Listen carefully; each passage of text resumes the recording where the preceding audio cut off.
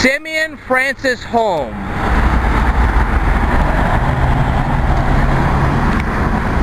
Partisan editors were key players in the rough and tumble political world of pre-Civil War America.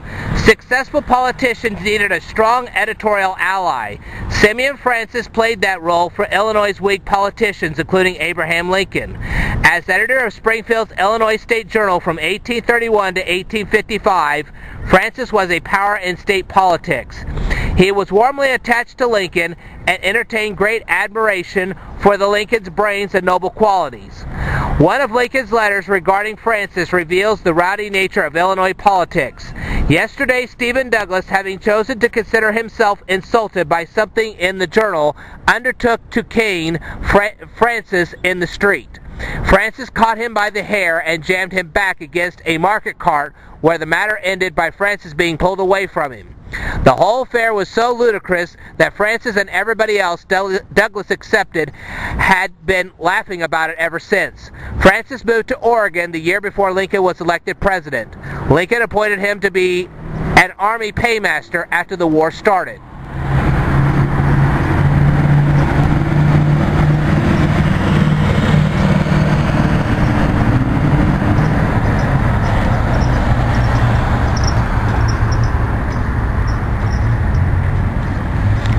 Portrait of Simeon Francis. Simeon Francis lived in a house on the corner across the street where the Presidential Library stands today.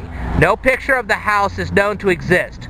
Tradition holds that Lincoln, as a young politician from New Salem, was so affected by Francis' editorials that he walked the 20 miles to Springfield for the sole purpose of meeting the editor. To the right are artifacts found during archaeological digs conducted in the area of the house before the Presidential Library was constructed.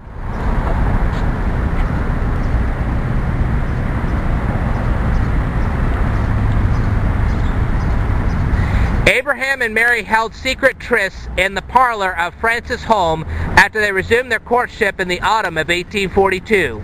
For reasons that are still subject to speculation, the two had abruptly broken their marriage engagement on New Year's Day in 1841. Simeon's wife, Eliza Francis, was fond of Lincoln. Also, she shared Mary's intense interest in politics, a trait that set them apart from most of their female peers. Sensing their mutual unhappiness and perhaps hoping to facilitate an advantageous political union, Eliza decided to play romantic and political matchmaker. She contrived to bring the couple together in her home for a secret reconciliation. It worked. To avoid the disapproving eyes of Mary's family, the two continued meeting privately at the Francis home until their marriage on November 4th, 1842.